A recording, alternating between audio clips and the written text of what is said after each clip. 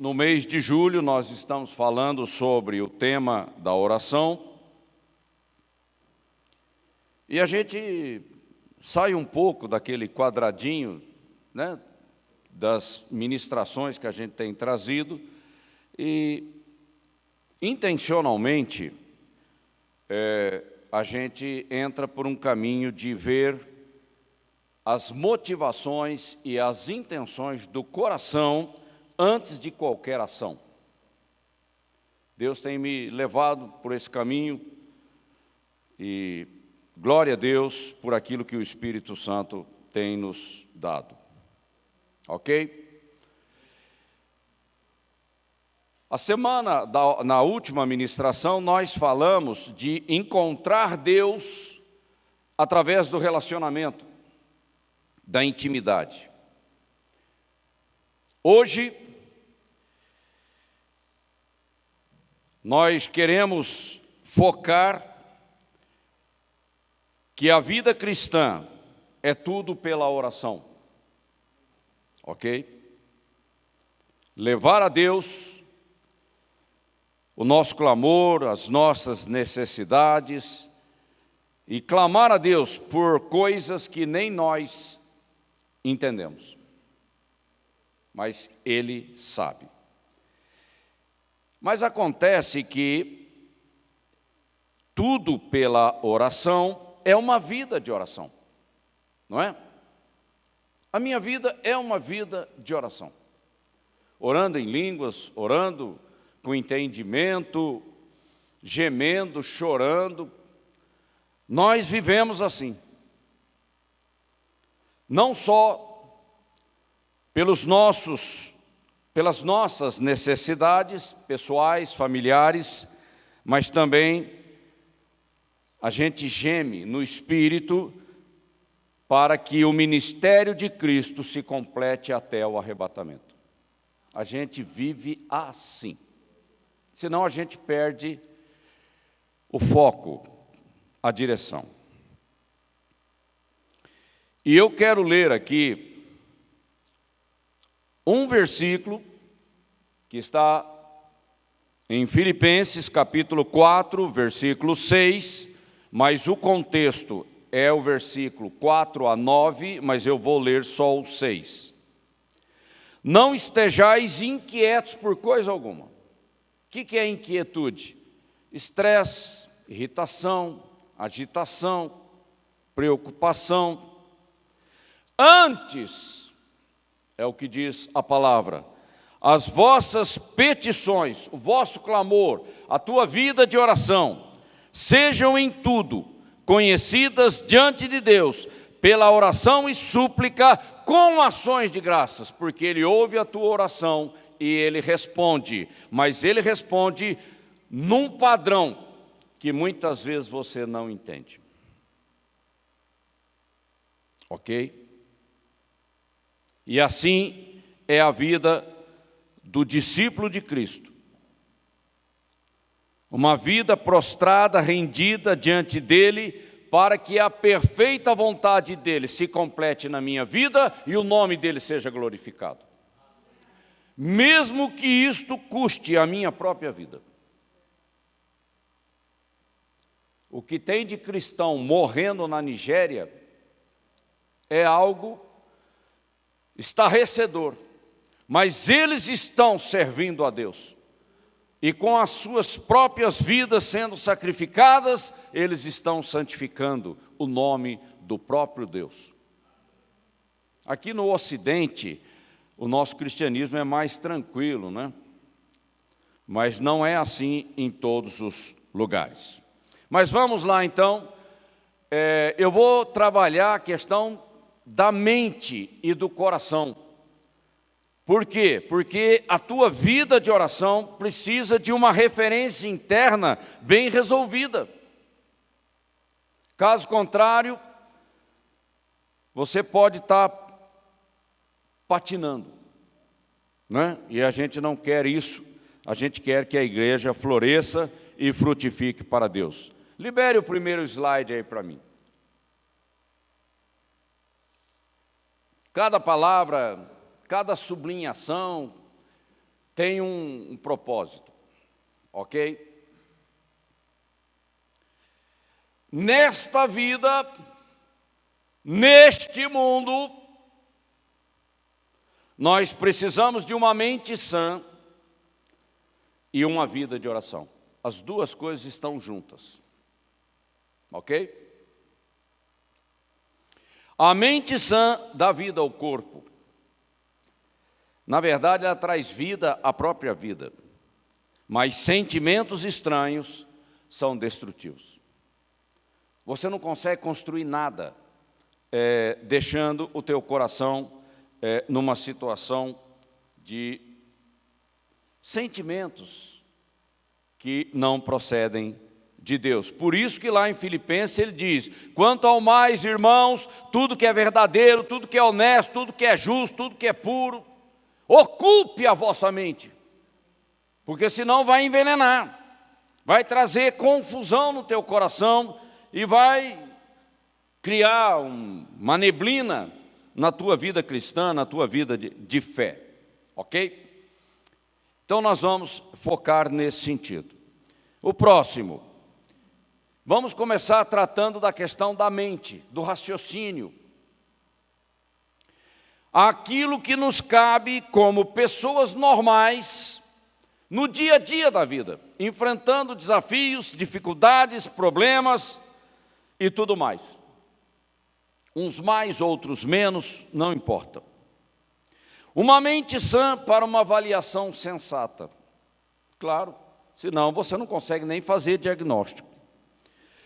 Olhando a partir de vários ângulos e de opiniões sérias, para aumentar o campo da tua visão com relação àquela crise, àquela dificuldade, àquele desafio e tudo mais.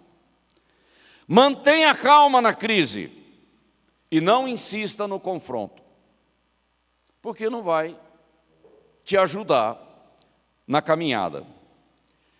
Confie em amigos, mas não é qualquer amigo, amigos aprovados e fiéis. Com eles você pode abrir o teu coração. Não fique falando demais da situação, da crise, do desafio, do problema, daquela situação pela qual você está enfrentando ou passando. Seja prudente e tome iniciativas preventivas. O cristão, por uma questão de inteligência espiritual, de prudência, ele sempre é proativo. Ele não espera a crise cair na cabeça dele. Ele toma algumas medidas já de antemão. É normal. Não perca o rumo e o sentido. A vida sempre segue adiante. Não importa. Se o Ney desaparecer desse planeta, o planeta continua do mesmo jeito. A igreja pregando o evangelho, não muda muita coisa. É lógico, vai interferir em algumas coisas, vai, mas o que Deus está fazendo continua, até que Ele complete o que Ele tem para fazer. É nesse sentido. Ou você derrota, e é uma iniciativa pessoal, a frustração, num sentido mais completo, se você for no dicionário, você vai ver que frustração tem vários sentidos, ou você perde a chance de encontrar novo sentido para a vida. Olha a preocupação que a gente tem que ter com a nossa mente, com as nossas reações que podem tumultuar a nossa vida cristã e uma vida de oração. Ok? Outro, nesta vida, ok? Porque na outra, não, isso aqui já não passou. No mundo, porque nós estamos no mundo, o mundo jaz no maligno, e nós estamos numa guerra espiritual, eu preciso de uma mente sã e de uma vida de oração. Lá no céu já é só adoração. Jesus, o trono é o foco, acabou, já era, passou. A humildade vale ouro na vida. O humilde, ele tem a chance de recomeçar, mas o orgulhoso, ele acaba quebrando a cara. Ok? E humildade é diferente de passividade e de ingenuidade. Crise é um caso do acaso? Por acaso é uma questão de destino, de azar, de sorte? Esse tipo de raciocínio não tem nada a ver com Deus.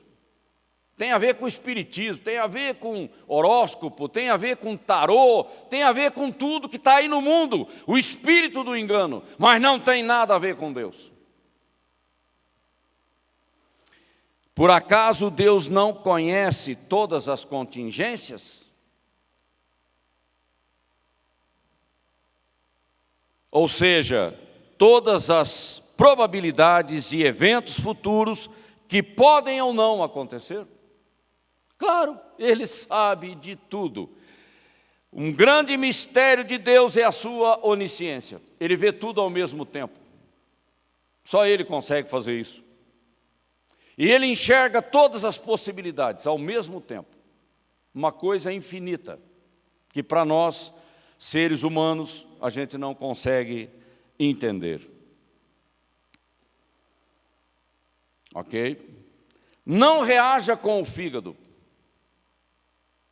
É uma expressão, uma metáfora, porque aí você tem um sentimento de vingança, de amargura, ressentimento, rancor, genioso, e isso não vai trazer coisa boa na tua vida.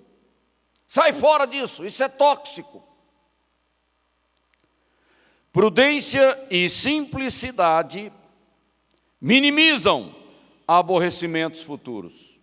Proatividade, novamente, na nossa vida. Não seja intempestivo, controle suas emoções afloradas. Reações inadequadas não trazem a perfeita vontade de Deus para a minha vida. Ok? Isso é importante a gente entender, porque muitas vezes nós vamos a Deus trazendo uma petição, um clamor, mas antes que você clame, Deus sabe aonde Ele tem que mexer na tua vida. Esse é o nosso Deus. Você vem com uma coisa e Ele sabe que precisa trabalhar outra. Mas não que Ele não tenha ouvido a sua oração, mas é que Deus enxerga tudo ao mesmo tempo. E Deus me chamou a atenção para a vida de Moisés, que foi considerado amigo de Deus. É meu amigo, eu falo com ele face a face. Mas Deus teve que trabalhar na vida de Moisés, para que ele achasse graça diante do Senhor. É algo interessante, porque essa busca por Deus, essa busca por intimidade com Deus, muda a minha vida. É a minha vida que precisa mudar, para que a cera dos meus ouvidos sejam extirpadas e eu possa ouvir a perfeita vontade de Deus para a minha vida. E aí me render com entendimento. Eis-me aqui, usa-me a mim. Mas precisa mexer as estruturas, paradigmas. Eu me rendo, fala disso. Paradigmas, eu preciso quebrar fortalezas na tua vida, no teu coração, lá dentro de você, coisas que você nem entende, nem compreende, mas eu vejo que eu preciso mexer na tua vida. Cristianismo é isso.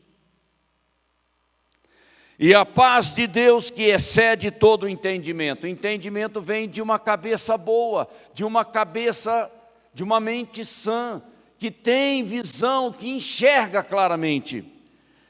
guardará o vosso coração. Aonde? Lá dentro, porque aqui não pode ter toxicidade, coisas estranhas. E a vossa mente em Cristo. Não é a minha, meu raciocínio humano, natural, olhando para as circunstâncias, mas em Cristo, pela obra do Espírito Santo dentro de mim.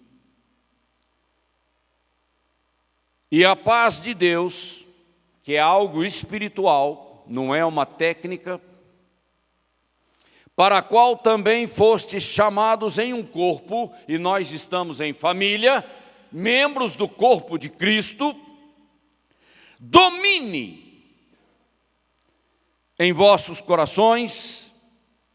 Então a paz de Deus tem que guardar o meu coração na minha vida cristã, na minha vida de oração. Porque senão vai ter turbulência dentro de mim. E sede sempre agradecidos. Sempre. Não importa as circunstâncias. Para que orar se eu posso racionalizar?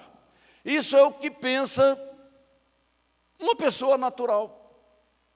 Eu sou inteligente, eu tenho informações, eu tenho habilidades, eu consigo resolver por mim mesmo. Isso é arrogância, mesmo diante das menores circunstâncias. E quando nós agimos assim, uma motivação de independência, de rebeldia, está tomando conta do nosso coração. Às vezes a gente não percebe, não presta atenção, e essas coisas são como sombra, elas vão entrando devagarinho e vão dominando a nossa vida. Outro.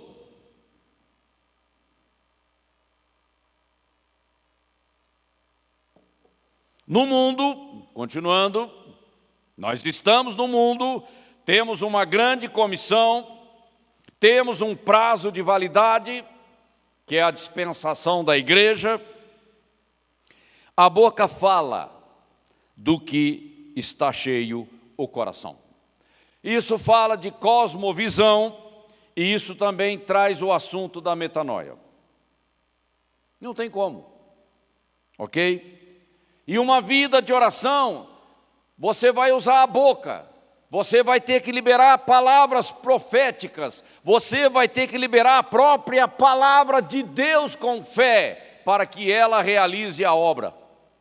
Mas se o meu coração está envolvido em penumbras, aqueles 90% do iceberg que a gente nem sempre sabe como é, começa a aflorar e tumultuar a minha vida cristã, a minha vida de oração. Ok? É o que vem antes, é o que nós estamos enfocando aqui. Depois que João foi preso, Jesus foi para a Galileia pregando o Evangelho de Deus. Gozado que é Evangelho de Deus, não do reino. Tem uma diferençazinha aí, escatológica aí. E dizendo, o tempo está cumprido e o reino de Deus está próximo. Reino de Deus. Arrependam-se. Isso é metanoia. E creiam no Evangelho. Para que o reino de Deus seja plantado dentro de você, através da nova criação. A semente divina que é lançada no meu espírito. E aí nós temos o conceito de metanoia, uma expressão grega, pensar diferente depois. Porque muda, tem mudança, é mudança de entendimento. Arrependimento, por quê? Porque Cristo é o alvo.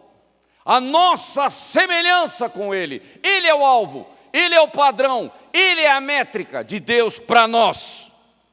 E toda mudança me leva para perto de Cristo. E toda metanoia me leva para a mentalidade de Cristo, a mentalidade do Espírito, a mentalidade da nova aliança. Tudo é mudança em mim. Começa por mim. Portanto, irmãos, suplico-lhes que entreguem seu corpo, esta vida, neste mundo, que eu estou vivendo e trabalhando para Cristo, entreguem seu corpo a Deus por causa de tudo o que Ele fez por vocês. Ele pagou o preço para uma redenção plena, para uma vida abundante. Que seja um sacrifício vivo e santo, claro, do tipo que Deus considera agradável. O Pai busca por adoradores que o adorem em espírito e em verdade. Essa é a nova criação. Foi o que Jesus falou para a mulher samaritana. E essa versão é da NVT. Essa é a verdadeira forma de adorá-lo. A forma correta que Ele aceita, que sobe como um incenso suave diante de Deus. Não imitem o comportamento e os costumes deste mundo, porque ele está contaminado pelo pecado. Mas permitam, de forma intencional, rendido, quebrantado, que Deus os transforme por meio de uma mudança em seu modo de pensar, o seu entendimento, uma mente sã, a mente de Cristo. A fim de que propósito, finalidade, vocês possam experimentar a boa, agradável e perfeita vontade de Deus para vocês. Caso contrário, vocês vão ficar empacados na vida cristã.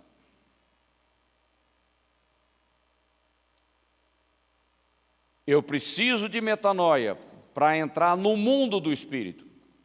Com essa mente carnal, eu não consigo. O máximo que eu vou conseguir é religiosidade.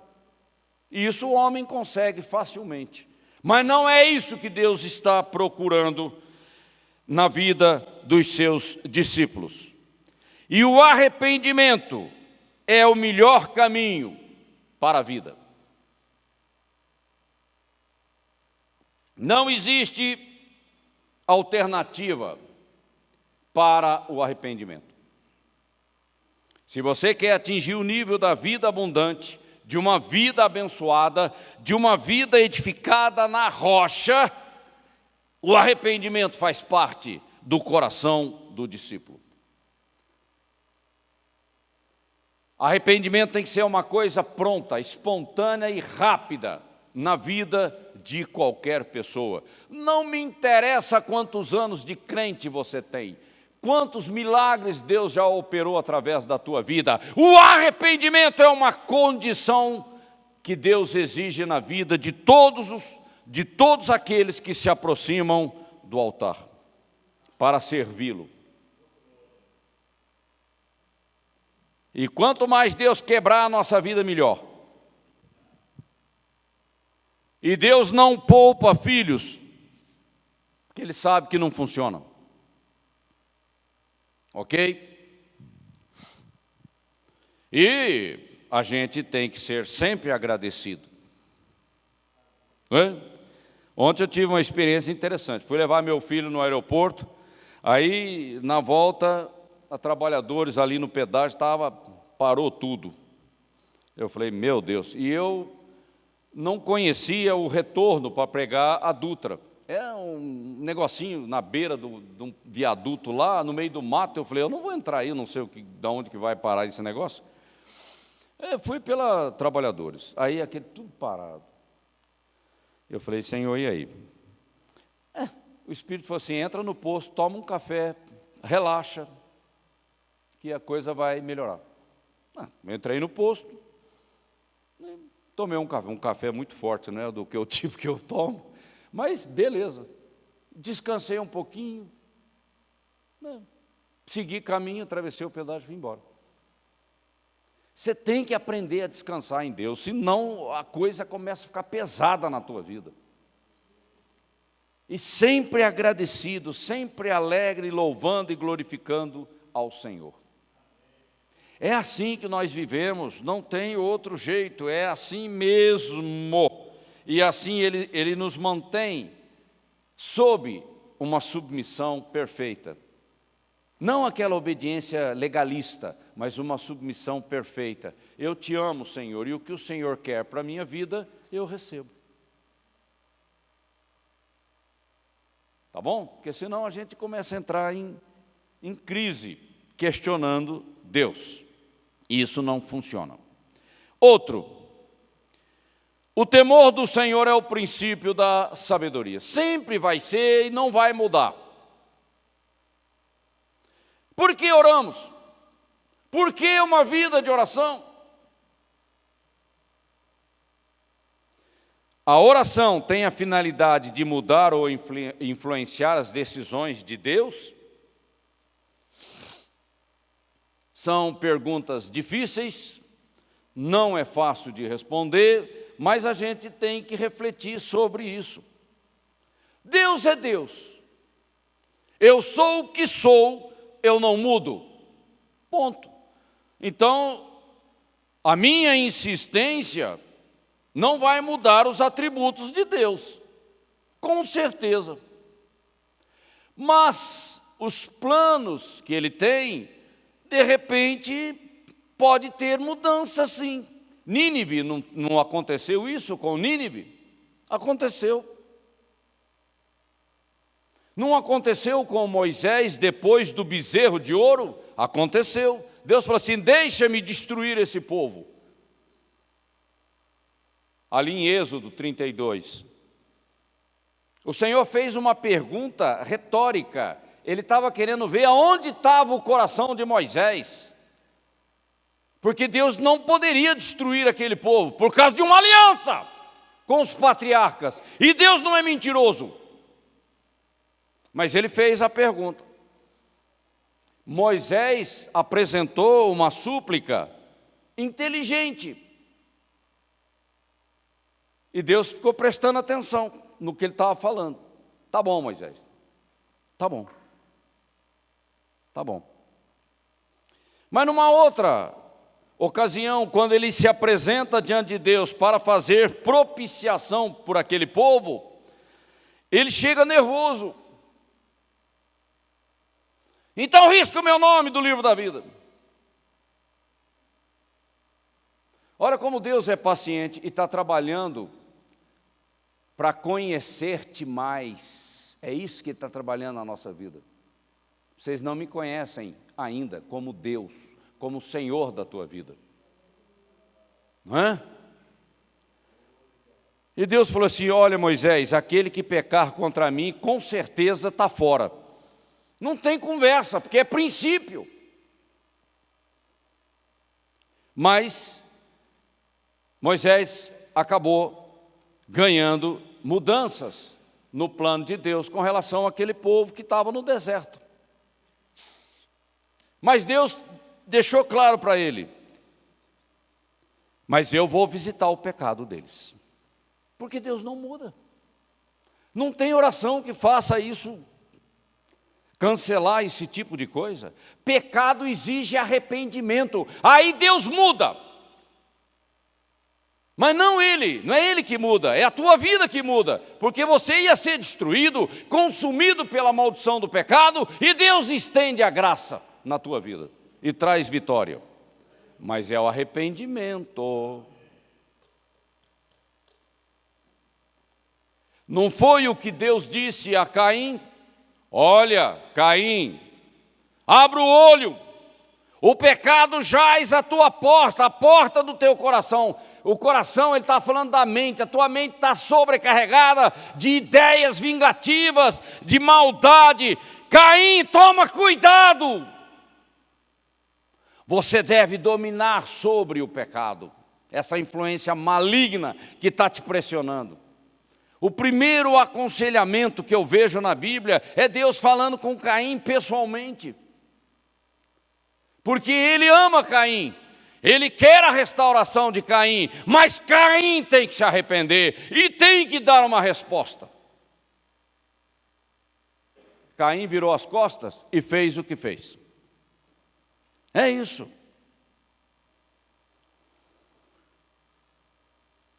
E nós devemos ter um coração sensível diante de Deus, para que prontamente a gente se arrependa.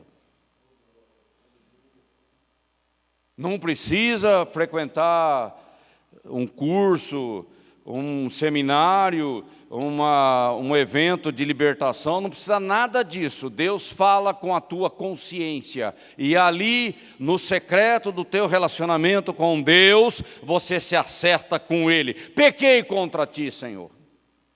E depois, você restaura os relacionamentos quebrados. Ou a restituição, a reposição, como na vida de Zaqueu. Oratória, legalismo, pautar Deus, isso não funciona na vida de oração. Isso não impressiona Deus e pode até aborrecê-lo. Pense bem antes de entrar na presença do Senhor. Examine-se o homem a si mesmo. Abra o teu coração diante do Senhor antes de apresentar algo diante dele. A gente tem que ter muita tranquilidade nessa hora, uma avaliação sincera, transparente diante de Deus, porque é isso que Ele está buscando na nossa vida. Intimidade vale mais do que insistência.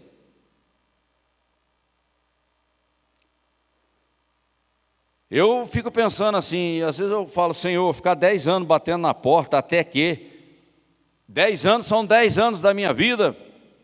Será que em 10 anos batendo na porta, eu nunca vou aprender nada? Ele fala, é melhor você se acertar comigo, né? É bem mais rápido. E com certeza é mesmo. Mas Deus tem tempos determinados para tudo. E isso está na sua sabedoria, na sua soberania, e não adianta brigar com Ele por causa disso.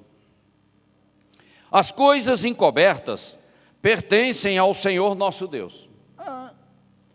A privacidade da sua soberania, da sua sabedoria, né? Deus é infinito.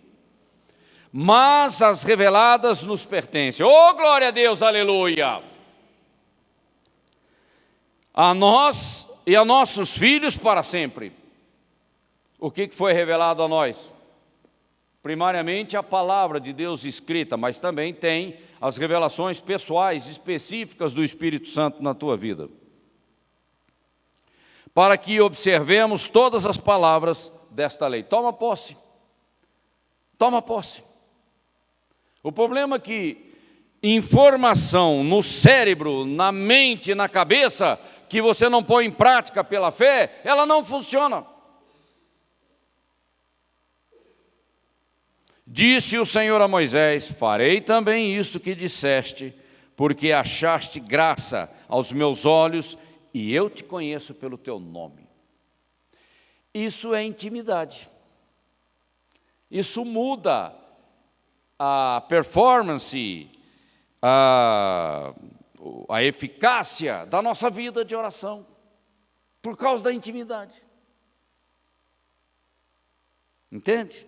Mas é uma vida de relacionamento com Deus, porque a intimidade fala de conhecer a Deus.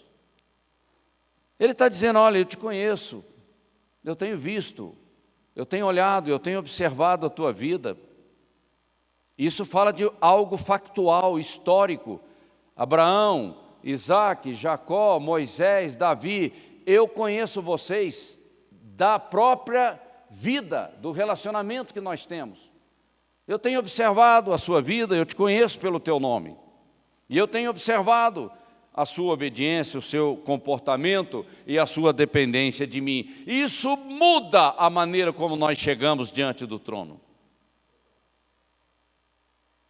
Agora, o religioso gosta de bater na porta, né? Bate na porta, insiste, ameaça. Espera lá, que negócio é esse? Não é assim, né? Ok? Mas eu recomendo a vocês que leiam o capítulo 32 e 33 de Êxodo, falando de Moisés. Moisés queria conhecer a Deus. Ele queria ver face a face, porque falar face a face Deus já fazia com ele. Mas ele queria ver o rosto do Senhor, o anjo do Senhor, o Cristo pré-encarnado. Ele falou: Moisés, não dá.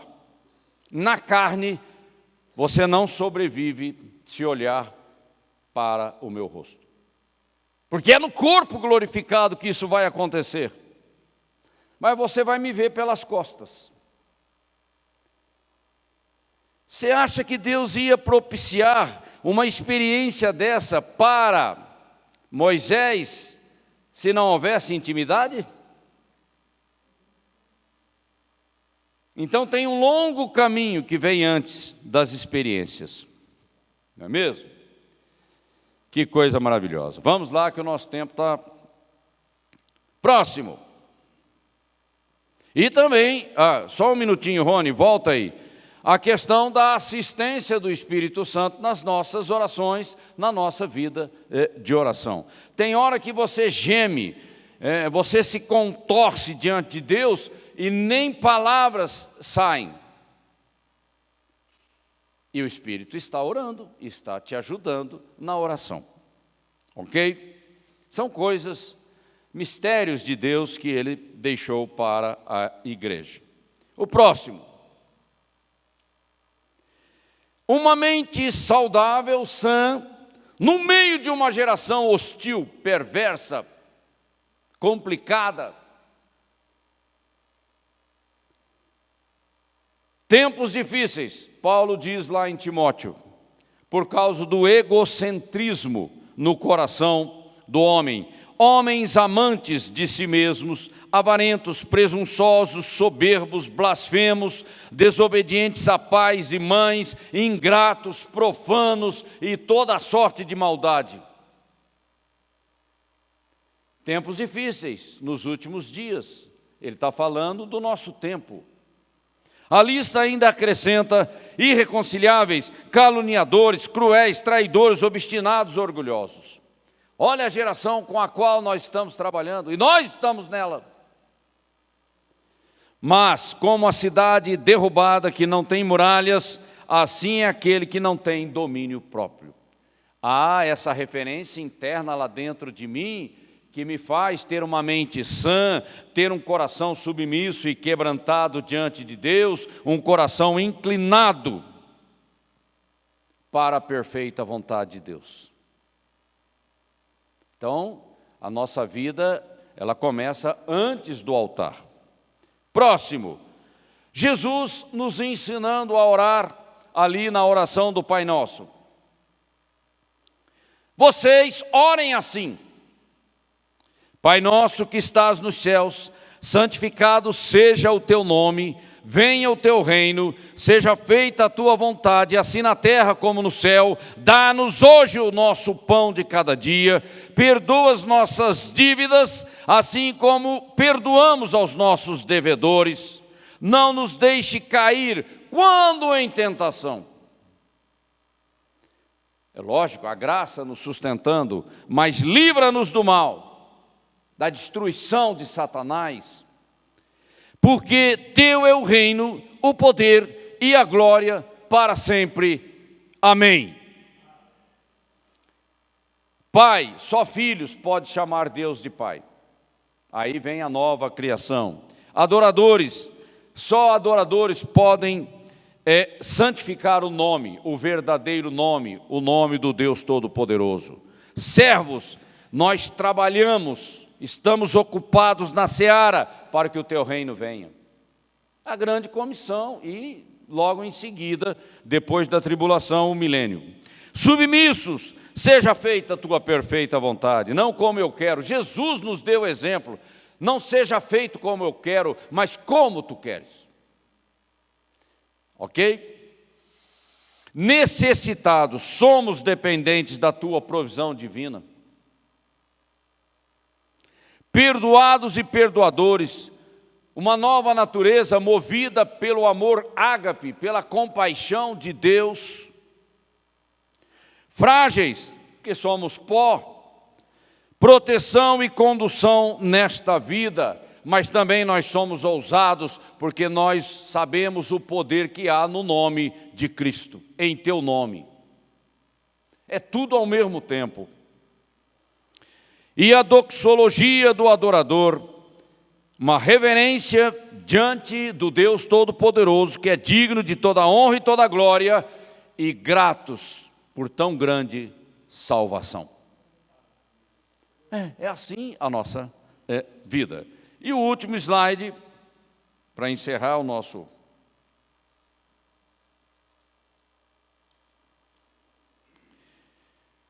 Não permita, é algo intencional, com entendimento, com inteligência, brechas na tua vida de oração. Como um pardal em sua revoada, como uma andorinha em seu voo, assim, uma maldição sem causa não se acende. Ou seja, ela não começa e não cresce. Porque não há legalidade, não há permissão da nossa parte, né, por ignorância ou por passividade, ela não aflora, ela não germina, ela não prospera, porque nós usamos a autoridade do nome de Cristo, o poder da palavra de Deus ali, porque isso envolve também arrependimento. Brecha ou legalidade da nossa parte, por isso que Deus precisa nos santificar, eliminar as brechas, aquelas fortalezas, cadeias, correntes, engano e tudo mais. Crescer no conhecimento. Lógico, eu preciso crescer no conhecimento da palavra. Como é que eu vou obedecer se eu nem conheço? E não é conhecer apenas de informação, mas da verdadeira essência da revelação. Rema. Conhecer o Senhor na prática, pela experiência da fé. Pôr em prática. Eu não ponho em prática, não funciona. E é a experiência da fé. Submeter-se à direção específica do Espírito Santo. Nós devemos obedecer à revelação escrita da palavra, que é a revelação primária. Mas existem revelações específicas. Deus falou com a pastora Valdiva: sai deste lugar e vais levantar uma igreja para o arrebatamento. Onde está escrito isso na Bíblia? Para ela não, né?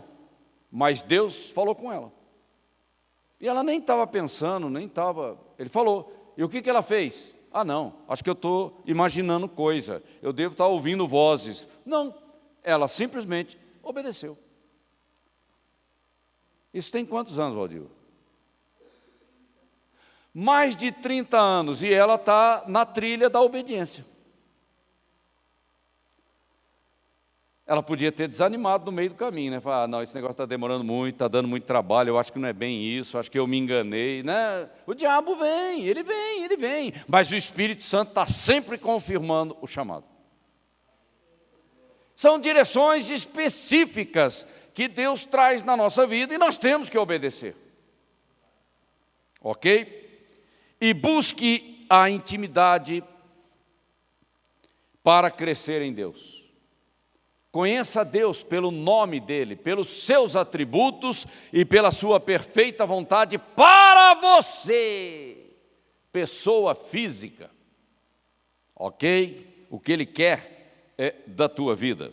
E seja fiel naquilo que Ele quer da tua vida. Ok? E aí o tripé, né? Arrependimento, confissão e ousadia. Essa é a nossa vida cristã.